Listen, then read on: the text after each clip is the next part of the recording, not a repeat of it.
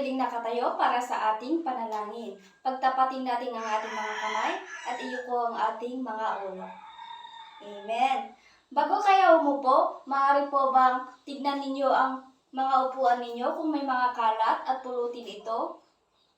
Mga bata, may lumibang ba sa ating klase? Mabuti, masayang pakinggan na walang lumiban sa inyong klase. Ngayon, may takdang aralin ba ako ibinigay kahapon? Kung ganon, bago tayo magsimula, ipapakita ko muna ang ating alituntunin ngayong araw na ito.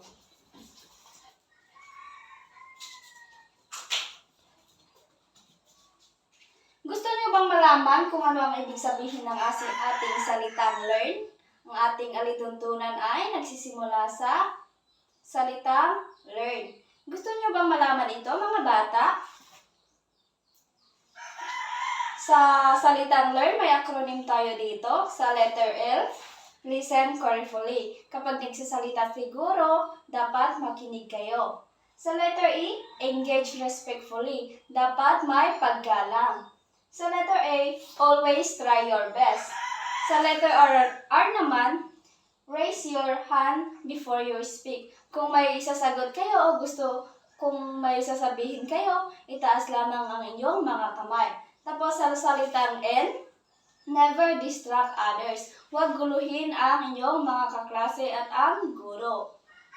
Naintindihan niyo ba ang ating alituntunin, mga bata? Kaya kapag tinanong ko, ano ang ating alituntunin? Ano ang isasagot niyo, mga bata? Tama, ang ating alituntunin ay madaling matandaan sa pamamagitan ng isang salitang learn. Mga bata, kahapon pinag-aralan natin ang mga tunog sa simula ng salita. Ngayon, upang masukat kung gaano nyo naintindihan ang ating tinalakay kahapon, magkakaroon tayo ng aktibidad. Sasabihin ko ang tunog ng unang letra at magbibigay kayo ng salita na nagsisimula sa tunog na iyon. Maintindihan ba, mga bata? Sa unang tunog ay A. Tama, aso. Paano naman sa unang tunog ng B? Bola, tama. Paano naman sa letrang K? Ito ay kumanta. Tama. Paano naman sa letrang D? Daga. Napakagaling ninyo, mga bata.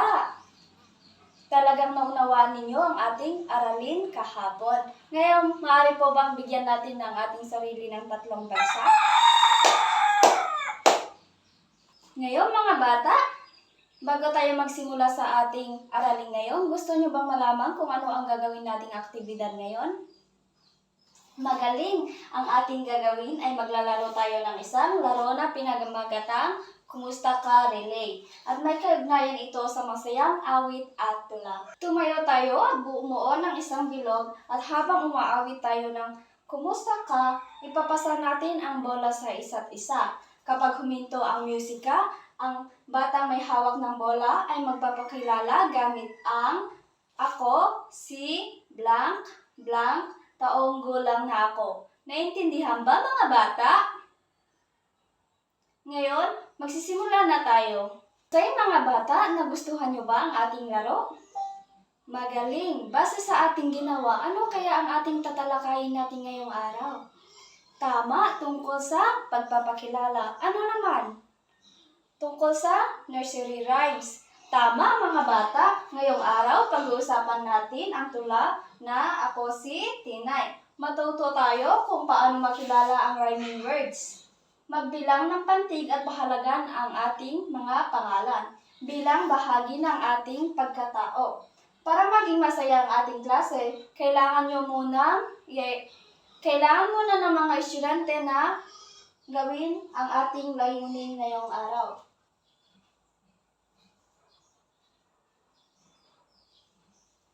Sa letrang A, ang mga bata ay identify rhyming words and recognize the importance of one's name in the rhyme Ako si Tinay.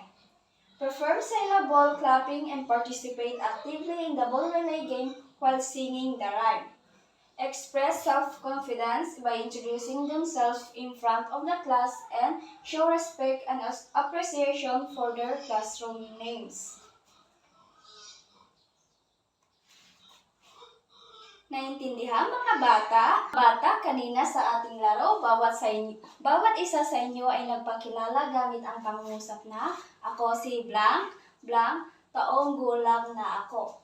Naalala nyo ba kung paano kayo nagpakilala mga bata? Napansin nyo ba kung gaano kahalaga ang pangalan natin sa pagpapakilala? Sino ang nagbigay sa inyo ng inyong mga pangalan? Kung wala tayong pangalan, paano kaya tayo tatawagin ng iba? Tama! Mahalaga ba na tayo ay may pangalan, mga bata? Bakit kaya? Tama! Lahat ng inyong mga sagot ay tama! Ngayon, babasahin natin ang tula na ako si Tinay. Sa tula, si Tinay ay naggamit ang kanyang pangalan gaya ng ginawa natin sa laro. Sa pagbasa ng tula, hahanapin natin ang mga salitang magkatugma at pag-uusapan natin kung paano natin ipapakita ang pagpapahalaga ng ating sarili at sa pangalan ng iba. Pakinggan niyo ang tula, sabihin kung may narinig kayong salitang magkatunog. Tinay ang aking ngalan, bigay ni nanay at tatay. Ang aking pangalan ay mahalaga, sa bawat isa'y may halaga. Kaya't ito'y aking alagaan at ipagmalaki ng lubusan. Base sa tula, ano ang pangalan ng batang nabanggit sa kanta? Tama, si Tinay. Sino ang nagbigay ng pangalan sa kanya? Tama, ang kanyang nanay at tatay. Ano ang damdamin ng kanyang tatay? Tama. Ilang taong gulang si Tinay? Tama. Nasa anong baitang si Tinay? Tama. Kayo, nasa anong baitang din kayo? Grade 1, tama. Napakahusay mga bata. Ngayon, tignan natin ang mga salitang ginamit sa tula. May mga salitang magkatunog. Tawag natin dito ay magkatugma. Ngayon, sabay-sabay nating bigkasin ang mga salitang makikita natin sa tula na magkatunog. Habang binibigkas, tayo ay magtutunog o magtutapik gamit ang clapping strategy salita. Naintindihan ba mga bata? Ang salitang makikita natin na magkatugma sa tula ay Tinay, tatay. Masaya, maligaya. Pangalan, alagaan. Sa tingin nyo, ilang pantig mayroon ang salitang Tinay? Tama, 2. Ilang pantig din ang tatay? Tama, 2 din. Pareho ba silang tunog sa dulo? Tama! Mga bata, sa tula ay sinabi ni Tinay, ang aking ngalan. Bigay ni nanay at tatay. Ano ang ibig sabihin nito? Tama! Ngayon, pag-usapan natin sa anong mga sitwasyon natin ginagamit ang ating pangalan. Anong mga impormasyon tungkol sa sarili ang sinasabi natin tuwing nagpapakilala? Tama! Ang impormasyon na sinasabi natin sa pagpapakilala ay ang pangalan, edad, baitang, lugar, hilig at pangarap. Mga bata, ang mga sagot nyo ay nagpapakita kung sino tayo at ano ang mahalaga sa atin. Sa tingin nyo, bakit mahalaga ang igalang natin ang sarili at ang pangalan ng iba? Tama, dapat nating igalang ang pangalan ng iba. Ngayon, gamitin natin ang sentence frame na ako si, sabihin ang inyong mga pangalan, at sabihin din kung ilang taong kulang na kayo. Mula sa padudamwa. Ang hilig ko ay sabihin ninyo kung ano ang hilig ninyo. At ang pangarap ko ay sabihin din kung ano ang pangarap ninyo. Isulat ito sa papel at pagkatapos ay guhit ang simbolo ng inyong pangalan. Halimbawa, kung ang pangalan mo ay may kahulugan ng lakas, pwede kang gumuhit ng araw o bundok. Kung ito naman ay bigay ng mahal sa buhay, pwede kang gumuhit ng puso. Pagkatapos, ipapaskil ninyo ang inyong ginawa sa ating name gallery walk at basahin ng bawat isa. At kapag nababahagi ang kaklase, bigyan natin siya ng papuri katulad na lamang ng salamat sa pagbabahagi. Naintindihan ba mga bata? Tapos na ba kayo mga bata? Magaling mga bata ang huhusay ninyo. Ngayon mga bata, kayo ay papangkating ko sa 3 grupo at bawat grupo ay magkakaroon ng aktibidad base sa ating tinalakay kanina. Para sa unang grupo, kayo ay gagawa ng isang maikling 4 na linyang tula tungkol sa iyong pangalan. Gamitin ang mga salitang magkakatugma. Isulat ito sa kartulina na aking ibabigay.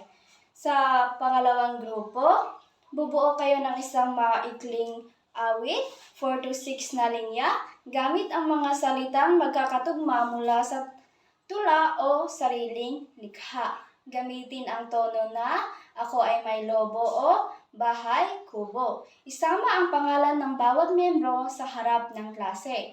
At sa ikatlong grupo naman, gumawa ng isang simpleng poster na nagpapakita ng kahalagahan ng pangalan ng bawat isa.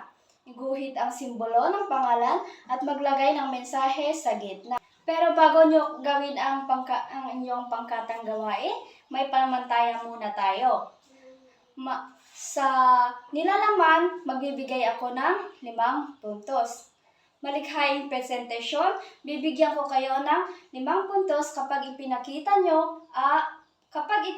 nyo ng mabuti ang inyong mga ginawa.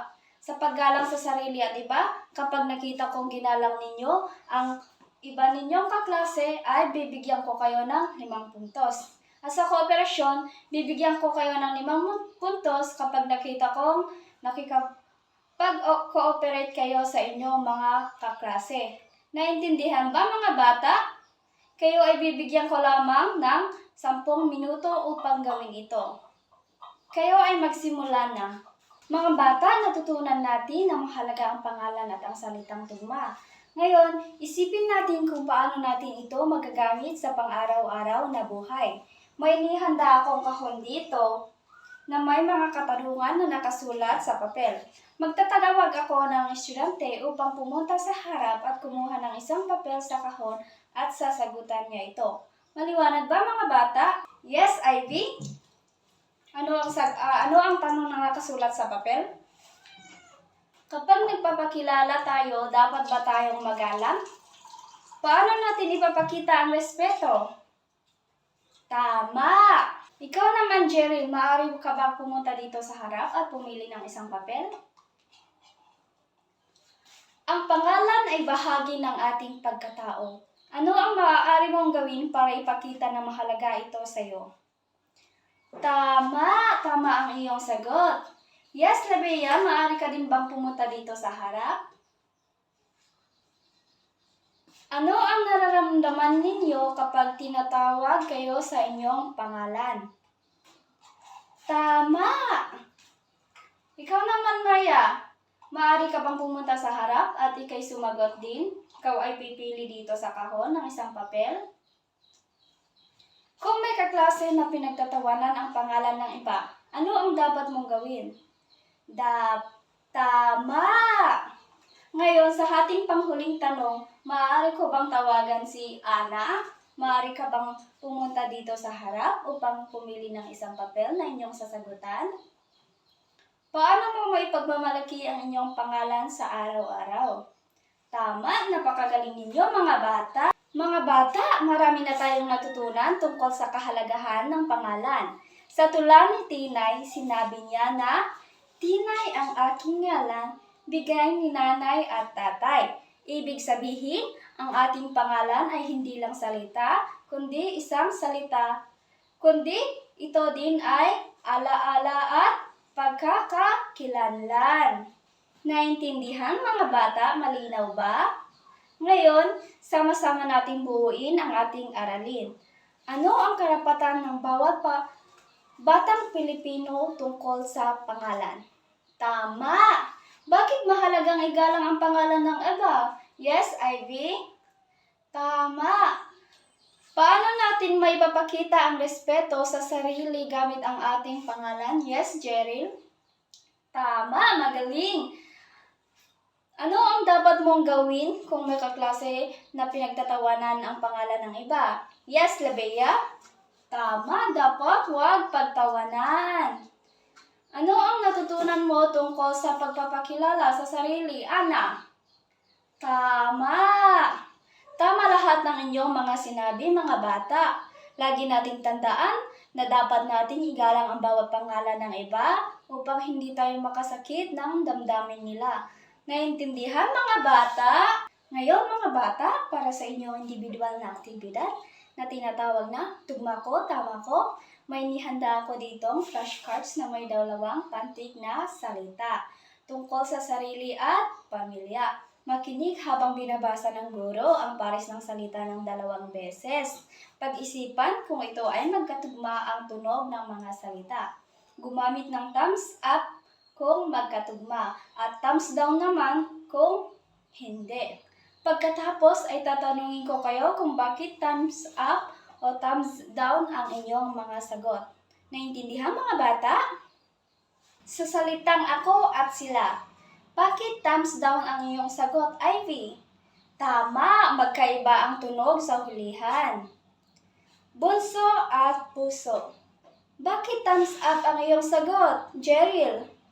Tama, kasi pareho silang nagtatapos sa so. Paano naman ang salitang ate at kuya? Bakit thumbs down, Labea? Tama, dahil pareho silang may A o A sa hulihan. Sa pangalan at magulang, bakit mo sinabing thumbs up, Ana? Tama, dahil magkalapit at magkahawig ang tunog. Tama, mga bata, kapag halos magkatunog ang dulo ng salita, tinatawag natin itong tugma. Kahit hindi eksaktong pareho ang letra, basta magkahawig ang tunog, tugma pa rin. Naintindihan, mga bata? Para sa iyong takdang aralin, tanungin ang inyong mga magulang o tagapag-alaga kung bakit iyon ang binigay nilang pangalan sa inyo. Alamin kung bakit may kwento o kahulugan o espesyal na dahilan sa likod ng inyong pangalan. Isulat sa isang papel ang iyong sagot gamit ang pangungusap na ang pangalan ko ay, sabihin ninyo ang pangalan nyo. Ibinigay ito sa akin dahil, sabihin nyo kung bakit nila binigay ang inyong pangalan. Maaari ring guhit ang simbolo ng inyong mga pangalan sa inyong sagot. Ihanda ito para ibahagi sa klase sa susunod na araw, sa masaya at magalang na paraan. Naintindihan, mga bata? Ngayon, maaari ba tayong tumayo? Paalam, mga bata!